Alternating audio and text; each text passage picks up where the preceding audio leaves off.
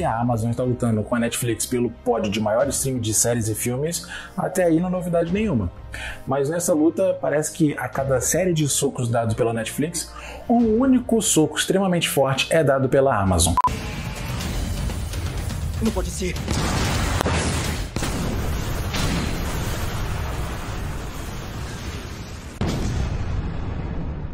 Eu tô longe disso. E o soco dado pela Amazon, dessa vez se chama A Roda do Tempo. A batalha final está chegando. A única coisa que importa é o que você faz. E aí, vamos conversar um pouco sobre essa série que acabou de estrear na plataforma? Então, é só ficar aqui comigo.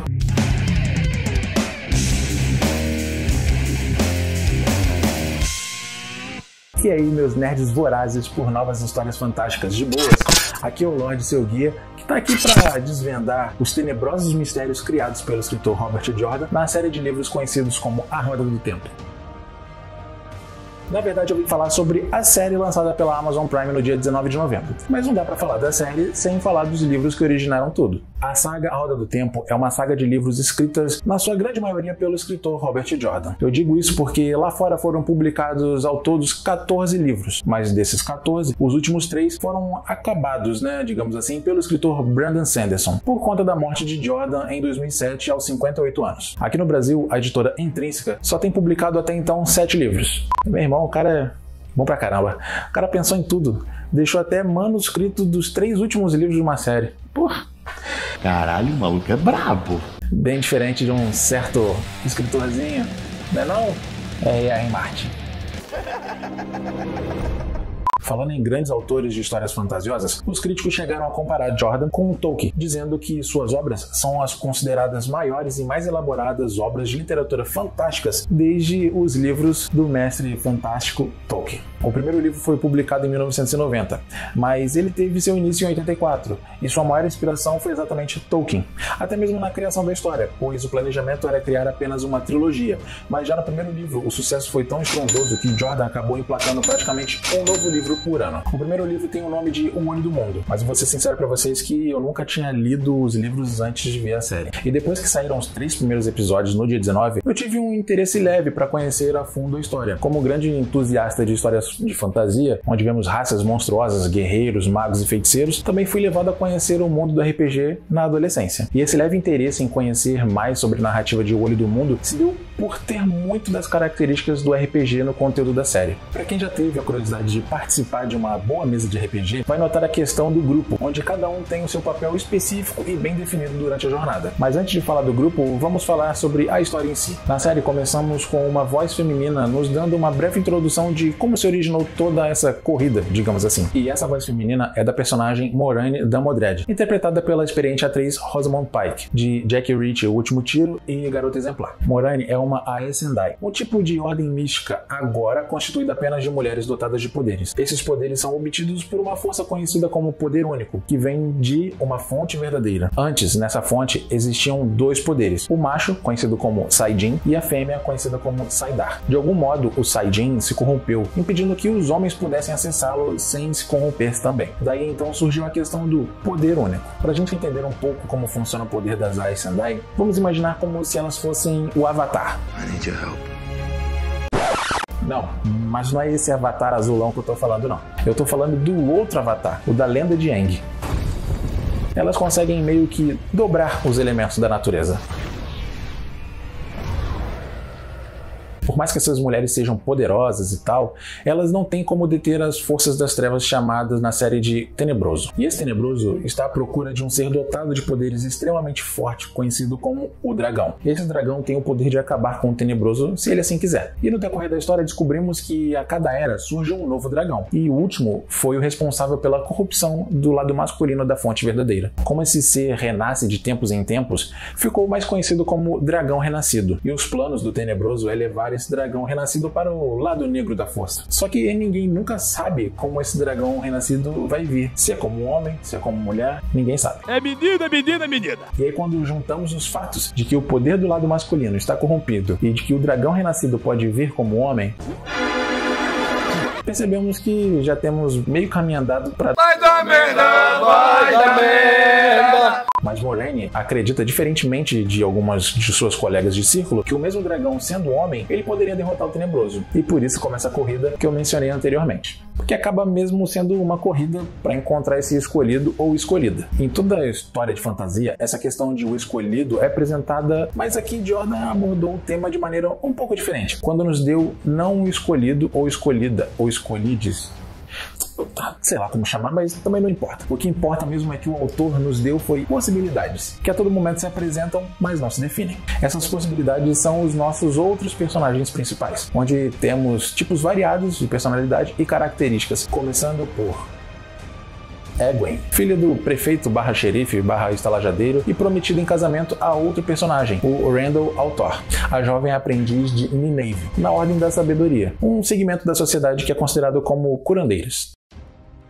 Randy, um rapaz extremamente teimoso e imprudente que não confia nem um pouco nas intenções de Moiraine. Ele aprendeu tudo o que sabe sobre caçar com arco e flecha com seu pai, um homem misterioso que guarda uma história que ainda não nos foi revelada.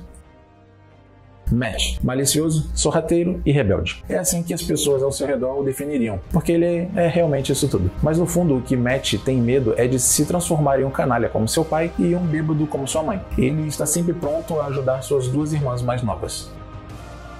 Perry, um gigante gentil e bondoso, que por trás dos músculos esconde um enorme coração. Ele tenta se manter calmo e pacífico, pois sabe que se perder o controle, as coisas podem ficar muito feias. Nynaeve. Sua autoconfiança a torna tão teimosa e obstinada quanto Randy. Ela possui a habilidade inata de ouvir o vento, o que a fez se tornar a mais jovem sabedoria de Dois Rios. Ela é como uma espécie de xamã local. E aí começa a se formar um típico grupo de aventureiros de RPG e histórias de fantasia. E como todo grupo tem que sair em viagem, esse caso aqui não é diferente, pois a vila onde todos se encontravam sofre um terrível ataque de monstros conhecido na história como Trollocs. O nome já é bem autoexplicativo, porque os monstros são uma mistura de troll e orc, e uma pitadinha de minotauro. Tudo isso coordenado por um ser encapuzado, sem olhos e cheio de dentes, conhecido como Desvanecido. E ele é o que podemos chamar de Arauto do Tenebroso, sempre coordenando as hordas de Trolloc por onde ele queira. Essa criatura tem uma aura de Nazgûl, com uma aparência de Voldemort e a astúcia de um vagante branco. Um coquetel bem ruim para os aventureiros. E depois de todo esse amaranhado de nós que foram se formando na linha do enredo, a gente começa a ver os padrões já estabelecidos por diversas outras histórias fantasiosas. O que para mim no início parecia ser um grande problema, porque já começava a entrar na mesmice. Mas então a série te dá um choque. Que foi uma reviravolta no início já. Mas pode ficar tranquilo, porque eu não vou estragar a sua expectativa te dando um spoiler já de cara. O único spoiler que eu vou te dar é que se você não é inscrito ainda aqui no canal, você corre um risco muito grande de perder os próximos vídeos aqui com o melhor conteúdo nerd, de séries e filmes, sem falar de descontos super especiais dos nossos parceiros aqui no canal. E se você já é inscrito e gostou do vídeo, já vai lá, corre, dá aquele like, comenta do que está achando da história de A Roda do Tempo e aproveita e compartilha o vídeo para aquele seu amigo ou amiga que curte livros, porque eu já vou dar uma dica bem bacana para vocês. Lembra que eu falei lá no início que eu nunca havia lido um livro sequer de A Roda do Tempo antes de ver a série? Então, eu gostei tanto da história e preferi procurar um pouco das suas origens e acabei encontrando no site da Amazon este lindo exemplar do primeiro livro, O Olho do Mundo. E o mais legal é que a editora Intrínseca, junto com a Amazon, mandaram este lindo colar com um símbolo de Ouroboros, entrelaçado com o que seria a Roda do Tempo.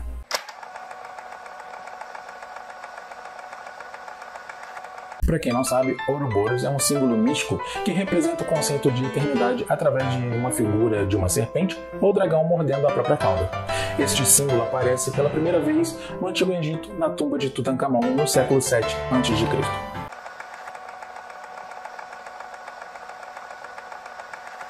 E para você que segue o canal, eu vou deixar o link que te leva direto para a página da Amazon, com um valor super em conta. O link está na descrição do vídeo. Corre lá, galera. É só clicar.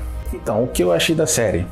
No primeiro encontro que eu tive dessa história, eu já fui com uma expectativa não muito alta, porque a gente já vem tarimbado, né, de Game of Thrones, Senhor dos Anéis. Então, eu fui sem expectativa para não comparar as obras. E acabei me surpreendendo com a narrativa. Tiveram pontos em que a série parecia um pouco amadora, com questões de efeitos práticos, como as maquiagens dos monstros. Pareceu até aquelas séries antigas do Hércules que passavam no SBT.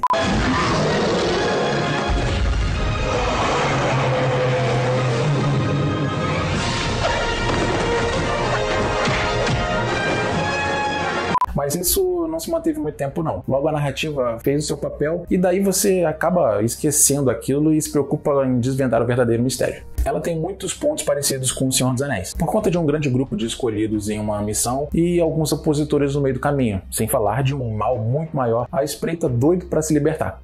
Mas as semelhanças terminam aí, pois Tolkien, como católico fervoroso, bebeu muito do cristianismo em algumas alegorias cristãs para construir a Terra-média. Já Robert Jordan bebe de algumas fontes diferentes, como o hinduísmo e o budismo, quando entramos na questão de reencarnação e no ciclo que o tempo faz, nunca tendo um fim ou um começo para os seres viventes. Tudo ali é apenas uma linha em um grande tear tecendo o tapete do universo. Outro ponto explorado com frequência é a questão da dualidade das coisas, pois o escritor deixa a visão muito clara, como podemos ver no poder dado aos homens e o poder dado às mulheres, assim como Yin e Yang. A questão do escolhido, na verdade, não ter um destino traçado, e sim o poder do mesmo escolher o caminho que quer trilhar, se ele pretende dar continuidade à roda do tempo ou se ele deseja destruir tudo. Isso é muito legal de se ver dentro da narrativa, porque muito do que é interpretado acerca do escolhido é sempre que ele apareceria e faria o bem. E isso nós tivemos um breve vislumbre em Star Wars, quando Anakin é apresentado pra gente como o escolhido, que faria o equilíbrio da força. E aí o que ele faz?